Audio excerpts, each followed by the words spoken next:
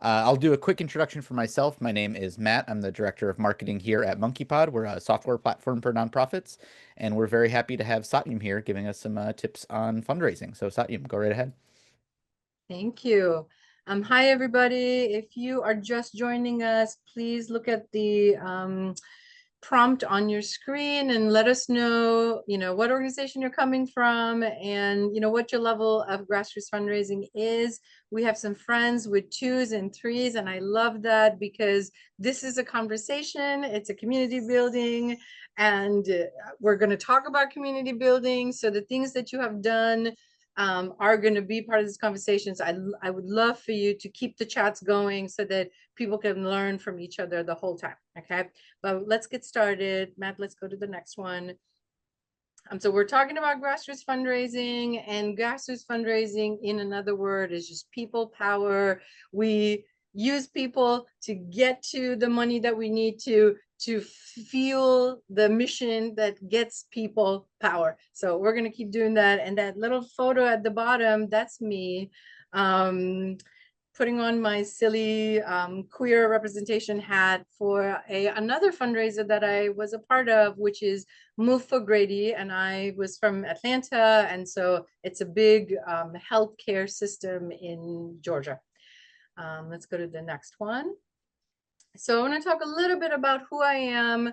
I run a consulting company called Durga Consulting. I started it in 2011, and I have my own story about immigration and why I started it at that time. So even as I started my business, it was a very impact related move that I made. And I have always worked with, immigrant, refugee, mission driven organizations. And I wanted to, when I created my company, I wanted to be a support for these folks, right? And part of the reason why I did this, as grassroots organizations are defined, I think, generally by budget sizes of 1 million or less. If you in the room are from an organization that has $1 million or less, give a thumbs up or say it's me, because in the United States, about 60 to 80% of all nonprofits fall in that range, right? And so we've got lots of great friends here in this particular group setting. And also what it means is that you are meeting a critical need in the community, and also that you are very close to the people that you serve and the people who serve you, right? Yeah, a million hot, right? Exactly. A lot of the organizations that I have consulted with, which is about 30 plus organizations, their budgets have been anywhere from zero. 50,000 was my threshold for when I said, okay, folks, I'm gonna have to charge you some money for my work, right? But most of them were in the 250 to 500. If I got to a 750,000 organization, that was a pretty well-resourced organization in this setting, right? So you know who you are, you're in the right place, and you're doing the job that is God's work. So Matt, let's go to the next one. And so the learning objectives for today are written over there. We're going to talk about why grassroots fundraising, how to use grassroots fundraising as a strategic, sustainable income source. We're going to identify some of the core components of how to think about it, how to design it, how to run it. We're also going to talk about like some common fears about asking for money people have. And then we're going to talk about a sample fundraising campaign and how to activate your volunteers to become fundraisers, right? And so one thing I want to be clear is when I say volunteer fundraisers in this conversation, I'm talking about your staff, I'm talking about your board members and key constituents, those people in your organization who always shows up, who are your champions. I know you have, even as I'm saying it, those people are popping into your brain. These are the people that you want to bring in and say, hey, why don't we raise money together? And so those are the people I'm talking about, okay? And so as we go through this, what I'm going to do is I'm going to run this like two parts, right? Like one, I'm going to try to convince you that grassroots fundraising is a good strategy for you to have. And then at the same time, I'm also going to talk to you about how to help your fundraisers, your volunteers become comfortable with fundraising. Okay, so let's do a warm-up exercise.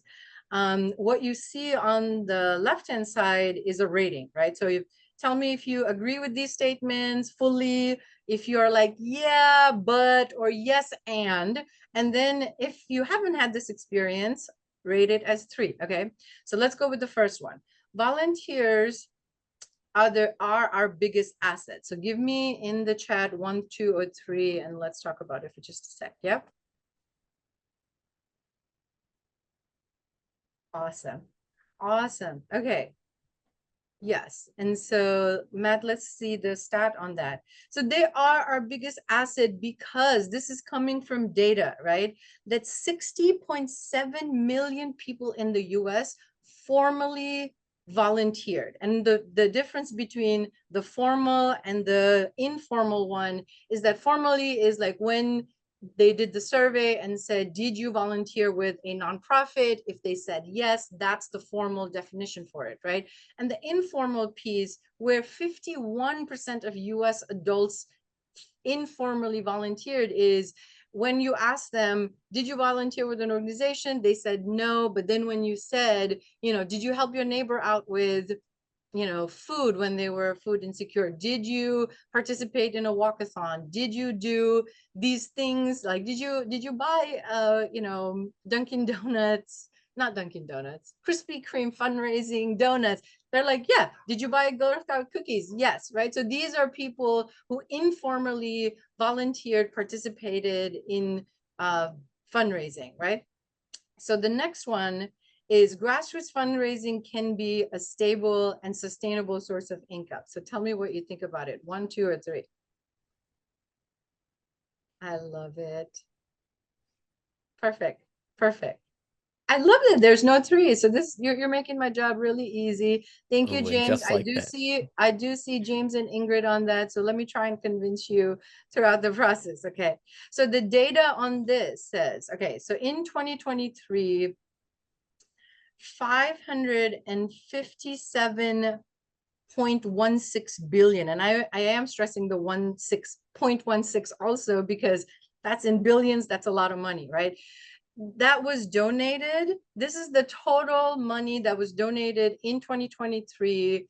And of that money, 67% came from individual sources, not from foundations, not your Rockefellers, not your Kellogg's, not your corporations, but from individuals giving money from their income, right?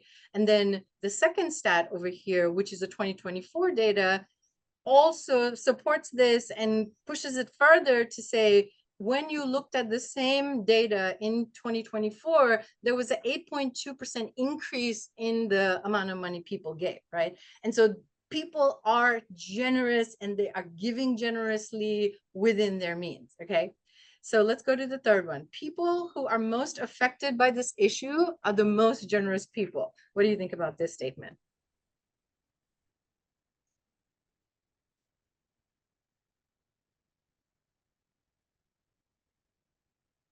Hi, Aisha. I see you. I serve on the board of Asian Mental Health Collective, and Aisha is the brave leader for that. And thank you for being here. Yeah. So on this, the data says, okay, people as a percentage of their income, people who were considered in the low income category, and the way they defined it was the poorest 1/5 of the population is how they defined it. They gave 4.3% of their household income in donation compared to the wealthiest 1/5 who gave 2.1%, right? And so why do they do this, right? Tell me in chat, but I'm also going to keep talking, is because they've seen the impact. They have their sisters, their cousins, their aunties, their brothers. They have seen the impact in their community. They know somebody who your organization is serving or who could benefit from your organization's service. And so this is extremely relatable to them, and they know that, you know, if they themselves had the money, they would do what you're doing, but because they don't have the big dollars to make the impact, them donating whatever their means are to your organization is meeting their internal value system of wanting to be a support and wanting to be a help in the community, right? Okay, and then we're gonna now talk about how do you take these people who are so value aligned with your organization and what you're doing into turning them into donors for your organization. Okay, so let's go to what are the pillars of a successful fundraising campaign. It has to be purposeful and people driven, right? And I'm going to name them, and there's a few bullet points that come across, but we're going to go a little bit deeper into this. So I'm going to probably run through this slide pretty quickly, okay? So it has to be purposeful and people driven in that when you put out a campaign, it has to connect back to your mission. It has to connect to the need. It has to connect to the audience that you're serving. And then this campaign you do also has to be person to person, right? You can't, this is not a grant application you're submitting. By person to person, you can run it, you know, low tech, email, snail mail. But lately, because all of us live on social media, it can be on social media. Your birthday fundraiser is an example of that on Facebook. There are tools like GoFundMe is a tool. There's a bunch of other tools, and I know MonkeyPod has tools for that. And so there are many tools that are available in the market for low cost, too expensive, which makes running these campaigns easy. And so what you're trying to do is get your volunteer fundraisers to talk to their peers. You're not asking them to turn to the richest person in your community who they don't know to ask for money. You're saying to them, turn to your friends, your biggest supporters, and your champions in your network to raise the money we're raising, right? And again, the money asked in this is not big dollars, right? We are saying we want our community to give what is comfortable to them. To some people, $5 might be a lot of money to give to somebody. And for some people, $50 might be nothing, right? And so we are reaching that level of people is who I'm talking about, okay? Your campaigns, second point, is must be organized and it has to be strategic. And no matter how big the size of your organization, please, please, please, if you take anything out of this training, please take the fact that you have to be organized. And by organize, I also mean have a one person who is a dedicated campaign manager. If this is their full-time job, amazing. If this is not their full-time job, at least for the duration of this campaign planning and execution, make it one person's job to lead this, right? And it has to be time bound. We'll talk about, you know, what times of the year. And by this, in this particular scenario, I'm saying time bound is like, oh, you say we're trying to raise X amount of dollars in a week, X amount of dollars in 2 weeks, or when this next event hits, like, you know, like if you're trying to do back to school, you can, you know, release your campaign a month before it's time to go back to school, and you say, we're going to run this campaign till, you know, schools open or something like that, right? Again, it has to be based on data that is publicly available, like the ones that we talked about earlier, but it also has to be based on data from your organization. If in the last year you raised $7,000 from your individual donors throughout the year, trying to say, oh, we're going to raise 15,000 this year may not be the most strategic decision you make. However, if you put time and resource into planning it and executing it, that may be a relatable, reliable goal for you to go for, right?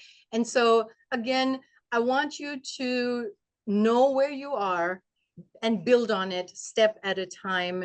And, if you, and, compare your success and failures to your own organization, not to another organization's success and failure. And you say, oh my God, in the same time frame, another organization raised $50,000. If that's not where you are, if that's not your capacity, let's not compare, right? So go with what you have. And then I'll say on the third one, the visible and multi-channel, we'll again go deeper into this, but we are gonna rely on storytelling. And then we're also going to rely on trying to reach people where they hang out, whether it's text messages, social media, emails, the mailbox, which is a really great place to be. And so I know even in the chat earlier, folks said they are scrappy organizations. That is your strength.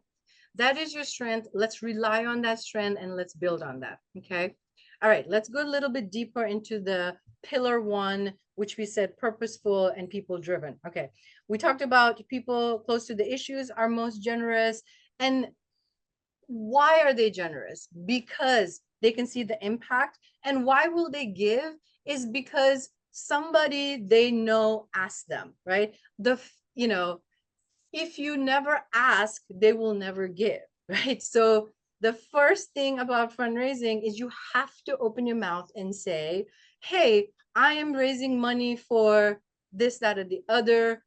Can you donate? Can you be a part of it? You have to ask because you will receive, right?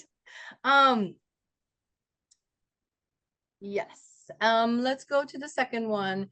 Fundraising is community organizing. And I want to stress on this to say, why is this community organizing? And so for the executive directors, the program managers here, think about the time and resource you spend in planning out the services and the programs that you have, right? Fundraising needs the same amount of attention and dedication from you. Why? Because look at the fundraising model, right? Your fundraising, look at your nonprofit model, right? You are a nonprofit. By definition, you don't sell products or services to run your organization. You rely on donations, right? And so as much time you spend on program management and evaluating and doing a better job year after year after year to sustain your services, that's the same amount of energy and dedication you need to put into fundraising so that you are building on that, right? A couple of points that I will make on here is that fundraising is not begging. There's a lot of us feel, again, I wish there was more conversation around, exploring what kind of relationship did each of us grow in terms of money? What kind of money relationship did we grow up in, right? I grew up in a family where we were not the wealthiest on the block, but we were also not the least resource people in my neighborhood.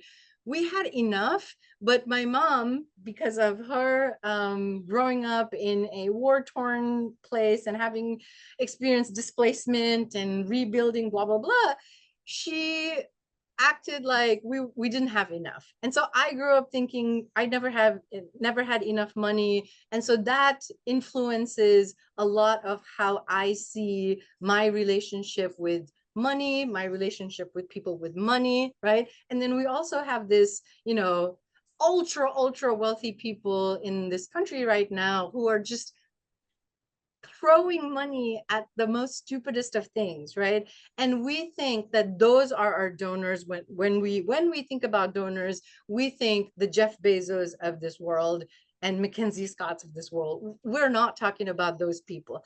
Yes, there is a strategy to reach those people, but in grassroots fundraising, those are not the people that we're talking about, right? And so I want us to be comfortable with asking for money. And then especially when you are training your volunteers to ask for money and they are having this same, oh, this feels so yucky. I want you to ask them, are you going to use this money for personal reasons, right? When this donor gives you the money, is this money going to go into your pocket? The answer is no, right? The answer is, This money is coming to serve the mission of the organization. It's not going in your pocket. And so helping people see that this money that you're asking is not for your personal use, rather it is to support the mission that supports the community. Once you kind of redirect that, people go, oh, okay, I see it, right? So that's one point I definitely want you to try. The other point that I want you to try is people will say, God, I've never done this before. And then then that's when I go, did you buy Girl Scout cookies? Did you see, your local firefighter with the boot out for money? When you saw the Salvation Army, did you drop a few coins in, right? And also, especially for people who are religious and attend religious weekly events, when that plate passes through in front of you, do you give that money or not? Yes, you do, right? That is because even churches and religious organizations have the nonprofit status. And so they are asking you every week, you're sitting in the sanctum of your religious organization, they are asking you for money and you are complying because you get the value from there, right?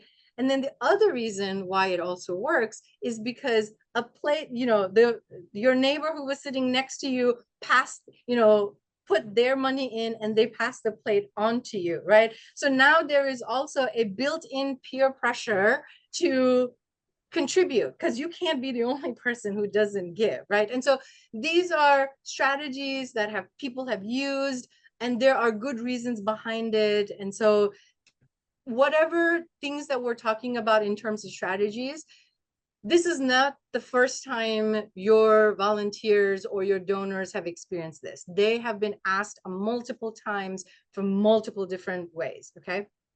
I'll rest my case there for now. And then the volunteer fundraisers are your mission ambassadors, right? And so let's talk about the staff, your most overworked staff, right? Why do they stay? It's not because they make the big dollars. You're under $1 million organization. You don't, everybody knows this. Nonprofit workers are paid measly salaries, no health insurance. Why do they stay? Why do they stay? It's because they have seen the impact. They grew up in a community where this was an issue and they wanted to be part of the solution, and your organization is part of the solution, right? Remember the questions that we ask people when we are hiring them. Why do you want to be part of our organization, right? Those are the whys that you need to lift up in your campaigns so that people out, your donors also have those same whys, the same value system, and you want to lift them up and you want to show the mission alignment even at this level, right? Okay, and then volunteer fundraisers need clarity and structure and communication. We will get to it in a second. Okay, so let's go to the next one. Pillar 2, organized and strategic. A successful campaign, a successful grassroots campaign is a planned campaign. Oh, we just put a set of emails last minute. I'm sorry, friends, that is not strategic fundraising. That may have been successful, but in the long term, planning is the key part of it. And and each of this, have a clear goal, right? What's your fundraising dollar goal? And I also want you to have an engagement goal, because again, and one of my favorite examples to use is the public radio fundraising. I assume you all are public radio listeners and supporters, because when they are in their week-long campaign mode, you cannot escape them, right? And sometimes what I do in Atlanta is we have 2 public radio stations. And so if one of them is in campaign mode, I try to switch to the next one. And don't you know, they're all at the same time, right? They're doing it at the same time, so you can't escape it. And the things that I always come away with is because their programming is, segments, right? They will talk about within this segment, we have a dollar goal of X and we have a member goal of X, right? They're very clear in communicating with you the amount of time that you have to donate to them, what is the goal that they're trying to raise, and then how many people are they trying to engage, right? And then a benefit because of that, their radio thing is, as donations come in, they will report and say, oh, Matt donated and thank you, Matt, for da da da da da. And as somebody who loves their programming and listens to it all the time, and when they say, oh, we have 2 more minutes left on this segment, you could be the one who puts us over the top, I want to stop my car and take out my wallet, right? That's the level of engagement that they're asking for. And think about what that is for your organization. What is the time segment you want to talk about? What is the engagement level you want to talk about? How do you want to honor the people that have made the commitment? Like, figure out what those are for you, and then you can run that, right? Fundraising is program management. I think we talked about it a little bit, but for everything, like, and I want to just direct you to the bullet points on here where it says, it's about relationship building. That's the basis of it, right? And if you have identified your audience, that's how you build your donor list. If you promote your event and your program, you're sharing your message about here's what we're doing, that's part of it, right? And when you track attendees, you're tracking donations, you're tracking gifts, you're figuring out, is this person a repeat donor or not? Does this, like the same way you say, oh, this person participates in a program all the time, you want to know if a donor gives to you all the time, or is this a one-time donor? And what is the difference between your repeat participants and your one-time participant? Figure out what those are. They're going to be similar for your donors as well, right? And then at the end of your program calendar, at the end of your annual calendar, you have your annual report where you talk about, we served this many people, we did these many different events. You want to have an evaluation of that for your fundraising as well, so that you can build on the success of it, fix the problems that you had, add resources, whatever that may be, right? And so donor retention is sustainability. And I want to kind of come back to that earlier stat about 67% of the total money that nonprofits raised came from individuals, right? And that's a powerful number for us to be a part of and to try to get that for your organization, right? And the other reason also is that it's 5 times more expensive, again, from data. Data shows us that it's more expensive to earn a new donor than to keep one, right? And how do I want you to think about how do you keep your donors? That strategy, what I want you to think about is that, think about how do you make friends, right? When you're like, oh my God, I want to really get to know this person, right? And then you met them at an event, you had coffee with them, and you've met. So and then actually, let me take a step back. For people to donation is never the first step in a person's engagement journey with your organization, right? You have to know about, the person needs to know about what's happening, has to have some kind of engagement and donate, right? But if the way you got the donor is because your staff member, Angie, reached out to their friend, John, and John gave the money, and John knows nothing about your organization, but gave because Angie asked him to give, what a gift. What a gift. John knows maybe a little bit, maybe nothing about your organization. All he saw in the campaign is all that he had to go on, right? But now is your opportunity to really turn John into a supporter of your organization, right? And one strategy I want to say is a automated email campaign, right? This is your donor welcome series is what I call it. And in that, it can be, I don't know, depending on how much you want to go into it, it can be a minimum of 2 or 3 It can be longer, depending on the size of your organization and the complexity of your programs, right? The first one, you want to say, hey, thank you so much for being part of your organization. Now, part of our organization, now that you've joined us, let me tell you a little bit more, right? This is equivalent to you inviting somebody into your house and saying, let me show you around. Let me show you around the living room. Let me show you the kitchen. Let me show you the backyard, right? That's what you're doing, right? And so this email series, talk to them about the mission, or if you have a really great story about the founding of the organization, this is a time to share that with them. And then talk about the impact. This is time for you to tell stories that really pull at heartstrings, and then talk about the impact, right? And while you're doing that, you're also inviting them to follow you on socials. Make sure you follow, it's do cross-pollination over there, to be like, you could be like, if here, we want to share this impact story with you, click here.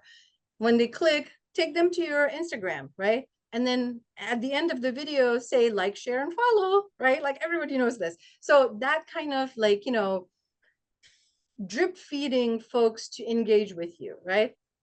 So do that kind of stuff. That's gonna help you a lot. Yeah, I think we're gonna move to the next one. Okay, pillar 3. What do we mean by visible and multi-channel, right? I think visibility, it's pretty clear in that, visuals speak 1,000 words. And, again, remember, we're existing in the world of social media, of IG reels and TikTok videos, right? So in some way, you need to also then adapt whatever message you're sending out to the attention span that, like it or not, social media has kind of fed us, right? And so that's where your audience's time span is. That's where you need to go, right? And again, in this, your videos, your visuals don't have to be polished or, expensively produced. And again, in here, I want to talk about TikTok, right?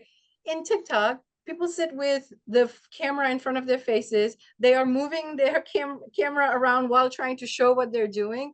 It's because of the content is so interesting. People stay and, they adapt to the wonkiness of the actual tool, right? And so this, you've seen this. And so be kind to yourself. You're working with limited resources. Be kind to yourself and go with what you have, okay?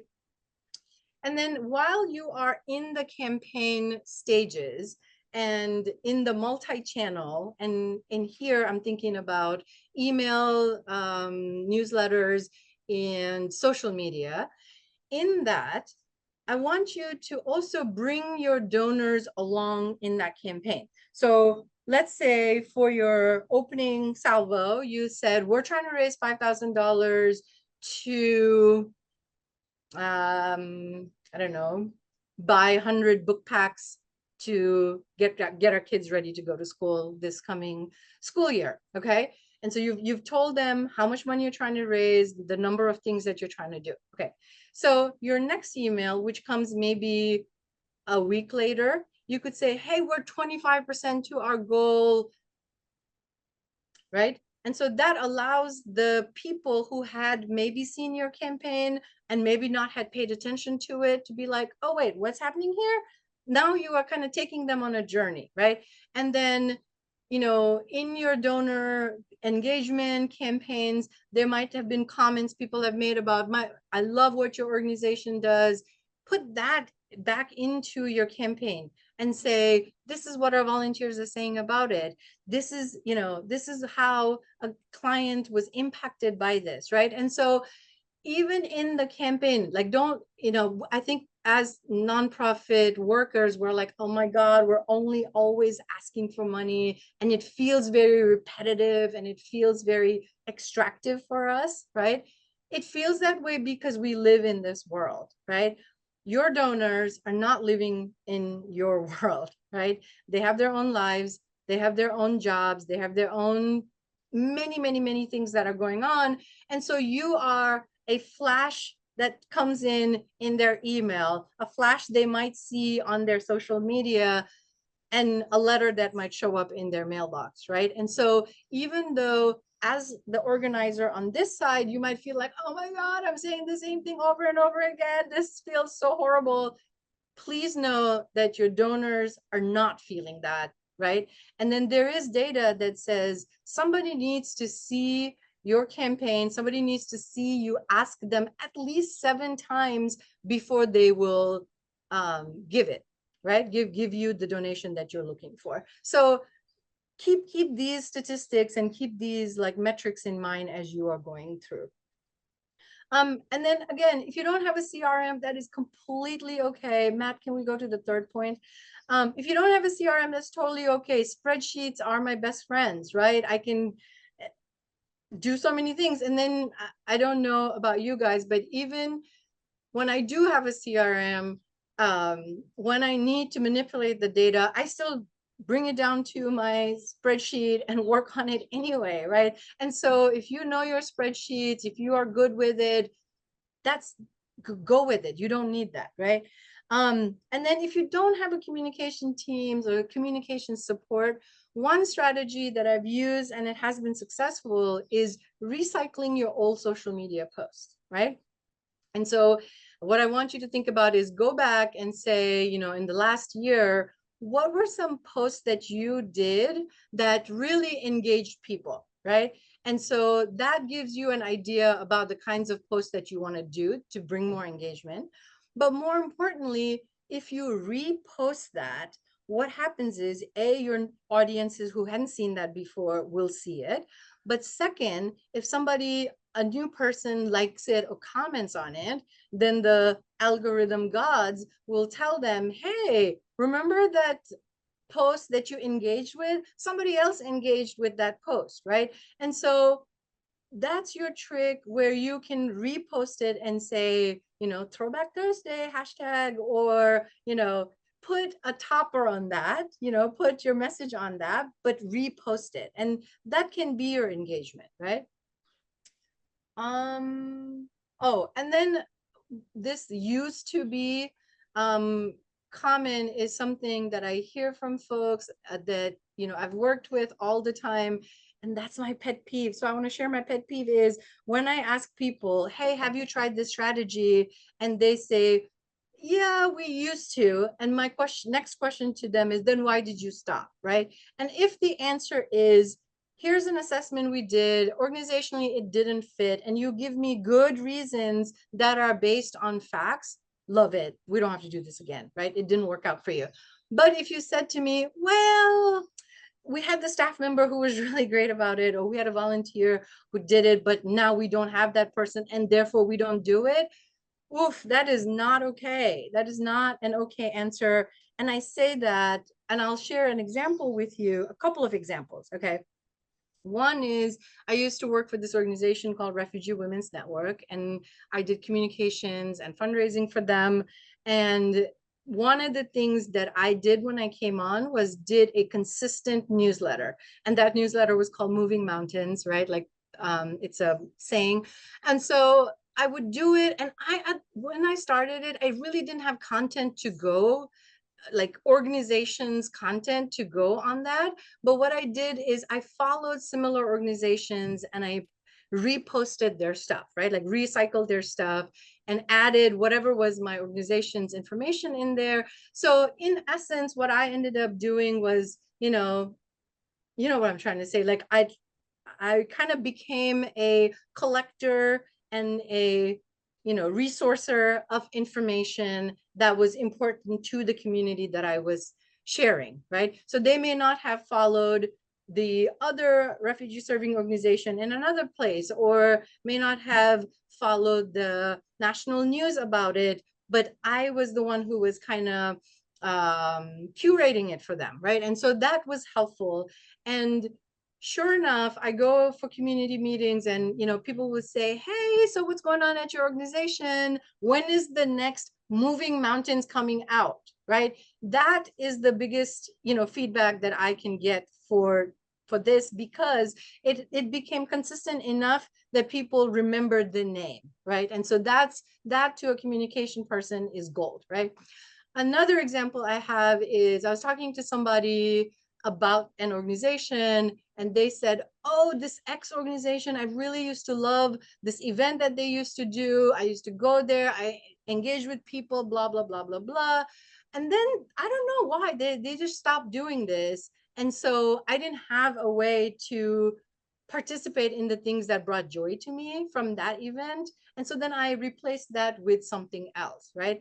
And when this donor, when this participant moved from your organization's event to another, not only did you lose a constituent, you also lost their money, right? And so keep repeating it, keep building on it. You know, you're not going to run a perfect campaign every single time, but consistency is key, because if you create a gap, you will lose your donors, right?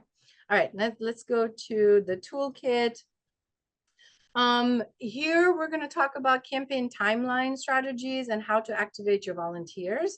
And so there's more details coming in, but while I'm talking about it, I would love for you to share some winning strategies that has worked for you, or things that you've seen some other people do. Let's share with each other and build community here. Okay. All right. Let's go to the next slide, Matt. I will say, at a minimum, no matter the size of your organization or the resource, you have to do at least one fundraising campaign a year that reaches your entire database. And by that, I mean not just people who donated to you in the past.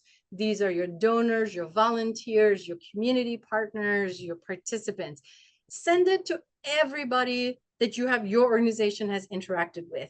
And again, that means you have to build your list over time, right?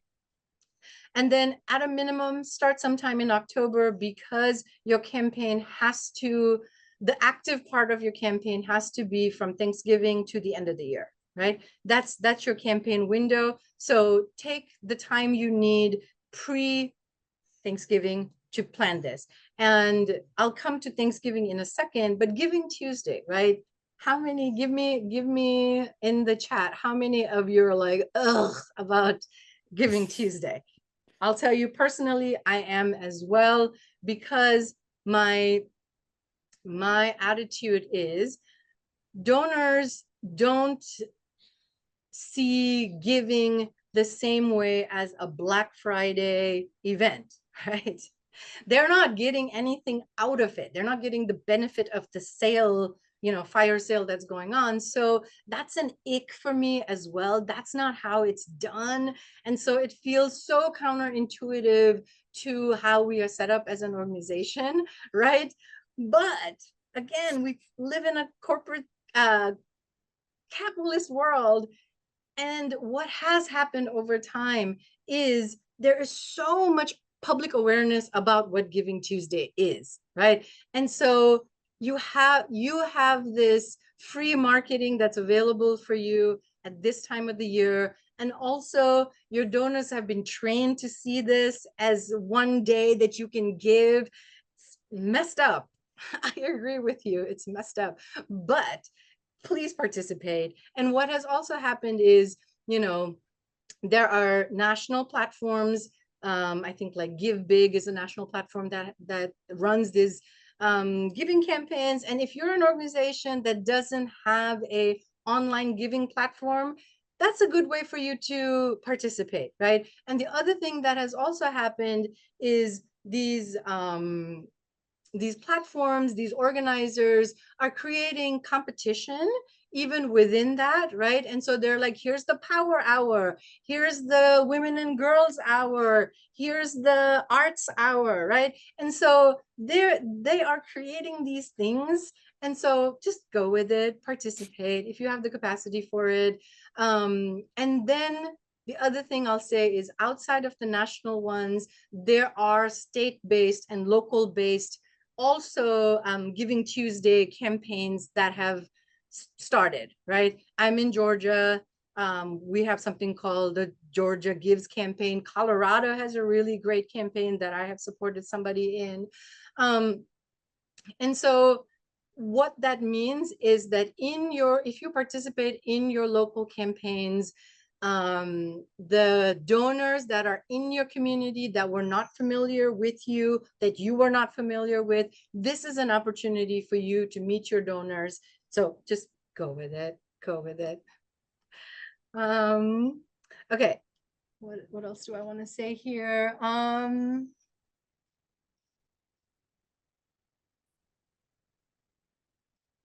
Okay, I think I want to go to the next one, Matt. So, okay, let's say you have been running this end of the year campaign and you have capacity to build on it. If you have the capacity to build on it, I would say do a segmented campaign at a designated time in your organization's programming calendar, right? So if you are somebody who works with kids, back to school is a time frame that people are aware of. Again, there's public awareness around this. Pride, Ramadan, what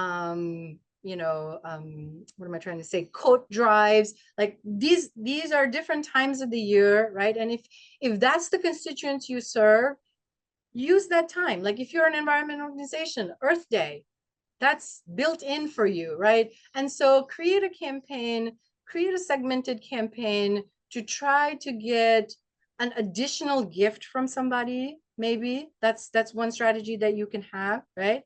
Another time that you can also use is a systemic cause that highlights the need for your organization, right? I worked in domestic violence, right?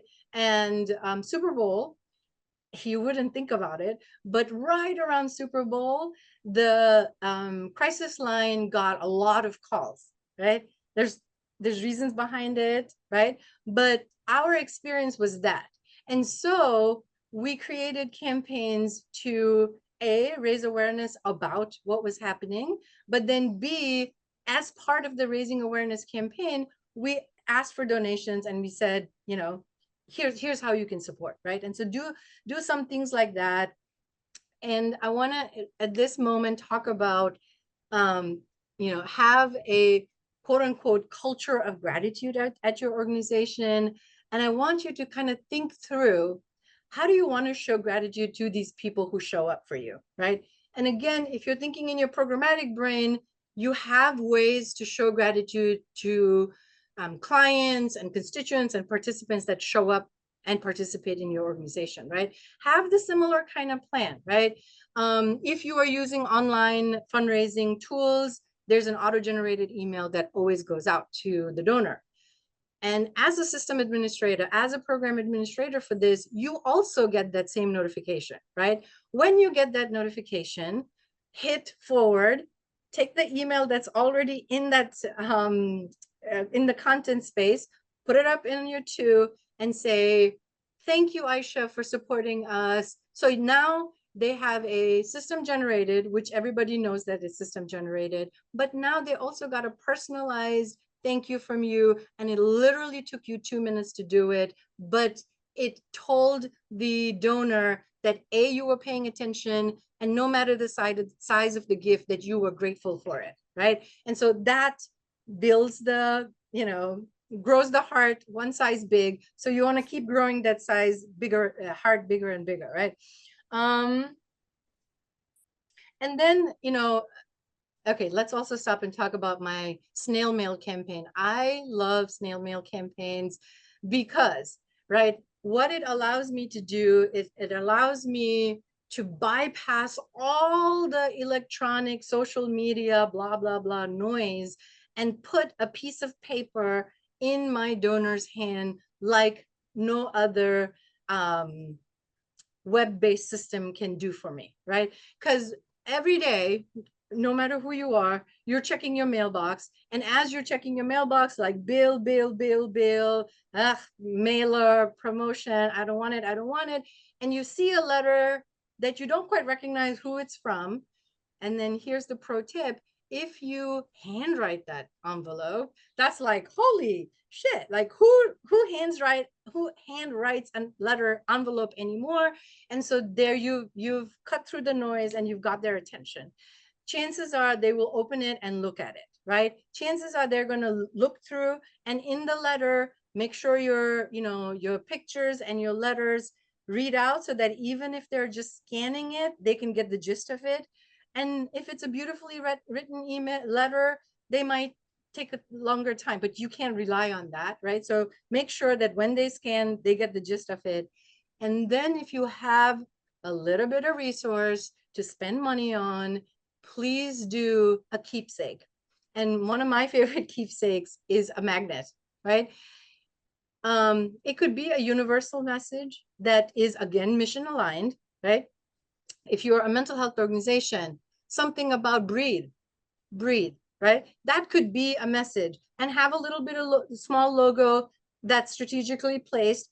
And we all have 10,000 magnets on our fridges. We use those magnets to hold all the things that we want to hold, right? So there, what you have done now is you've given something that they can use, a message that they can relate to, and now your logo is in front of their face 365 days and years to come, right? So that's a strategy that you can use.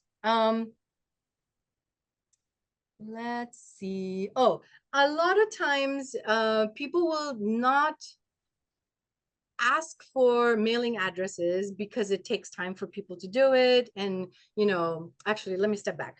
When is a time to stop selling is when, on your donate page. I want you to go back to your donation page on your website, go to your donate and click on it. And if it doesn't bring the payment page, you are missing an opportunity. It needs to be a one-click, fill out this form and click and out process. That donation page needs to be that simple, right? Because by the time a donor clicks on that donation, you've already sold it to them. Now they're ready to give you the money. Don't sell them even more, because it's unnecessary. It wastes time. You might lose them, right? So that's one. Another one is, I know we're at time, so I'm very mindful of this. What you want to do is, when the billing information comes, even if you haven't asked your donor for their mailing addresses, you have their billing addresses, which more than likely is their home address. So save it so that you can build your snail mail campaign around it, right? And then all right, let's go to the next one, Matt. Now I'm like worrying about time. Okay, so if you have the resources, in addition to doing the basic, in addition to doing the mid-level, definitely use multi-channel marketing, which we talked about. And what I will also do is, if you will reach out to me, I will send you a toolkit where these things are written out and it's scheduled out, okay? Another thing, if you have the time and resource for it, is to do a spring campaign for trying to convert your one-time donors into monthly donors. Why? Because once people set up automatic payments, they don't really come back to check on it, to take it out, unless they're in a financial crunch, right? And so that becomes a easy year after year after year ask. And then people will sometimes also forget that they have that set up, and then the next time there's a campaign and it pulls their heartstring, they might give it to you again. So you might get multiple gifts in that same year. That's one strategy for it. And then around springtime, right? So we've talked about, you run at least your end of the year campaign, maybe other campaigns, but afterwards, in the January to March time, you now have little time in your calendar to look at which of your donor has lapsed, right? And lapsed donor, if for some of you who are new here, would be somebody who gave in, let's say, 2024, but in all of the calendar 2025 didn't give to you. So, right, so because they didn't participate with you in 2025, they become lapsed donors for your 2026, right? And so you are reaching out to them, not with the ask, but with a survey to saying, hey, friend, we missed you. What happened? Can you tell us what happened? Did you? And then in the survey, what you're asking is, what is the reason for your not participating? Is it because your financials have changed? Is it because you found other organizations more worthy to donate to? Or did you have a bad experience with our organization, right? And most of the time you don't get a response. I have gotten responses back, two different kinds of response. One where somebody said, oh, I already gave, and they had actually given and I had missed it, right? But they were keeping track of it and I wasn't, right? And so that was a moment for me to button down my internal systems to not have that mistake happen again. But it also gave me an opportunity to be like, oh my God, thank you so much. Yes, you're right. I'm sorry, but how are you? How are things with you, right? So it allowed me an opportunity to chat with them. And then there have been people who have returned my survey with a check in the mail, right? And so there's an opportunity to recoup some of your folks there. All right, Matt, let's go to the next one, which is the volunteer activation strategy.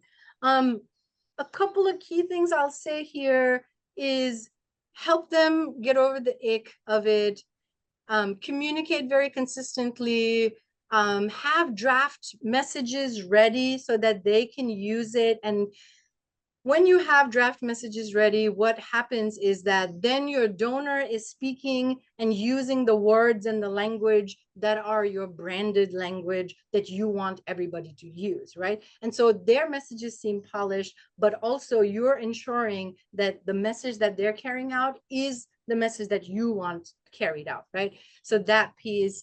And then what is really, really, really key in working with volunteers is that recognizing that they are doing this for free on their own time and to celebrate them, right? And so if somebody, you say like, you know, if Matt and I were participating in this campaign together and Matt got a donation, I'd be like, oh my God, you know, I would send an email to the entire volunteer group to be like, yay, Matt, good job getting your first donation in.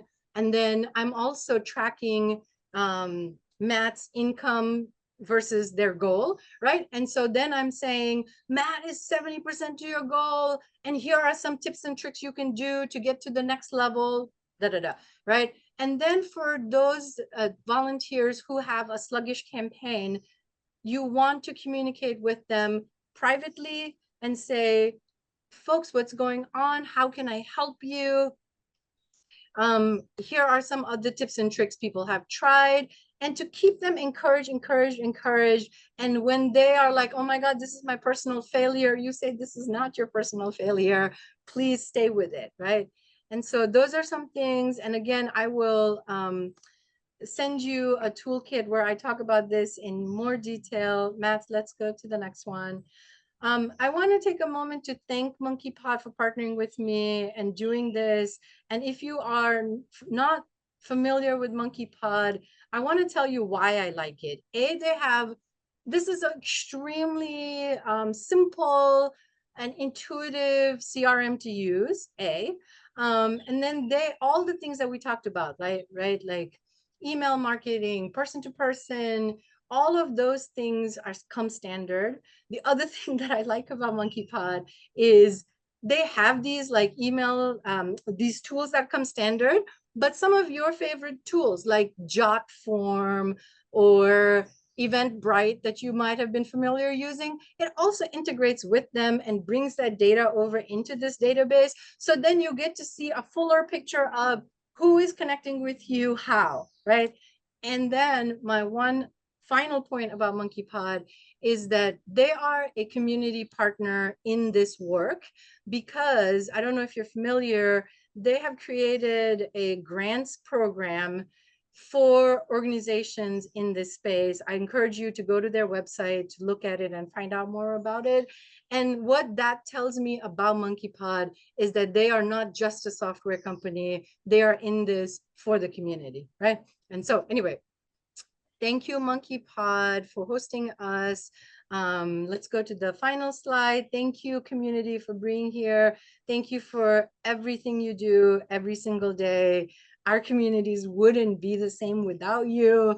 I'm getting choked up. So thank you, thank you, thank you. Please connect with me on LinkedIn, and I'll be happy to send information to you. If you have the time, please stay on, come off mute. We can continue talking for a little bit longer. And if you don't have the time, thank you. Thank you so much. Yeah, thank you, Satyam, and thank you very much for the kind words about all the things that we do.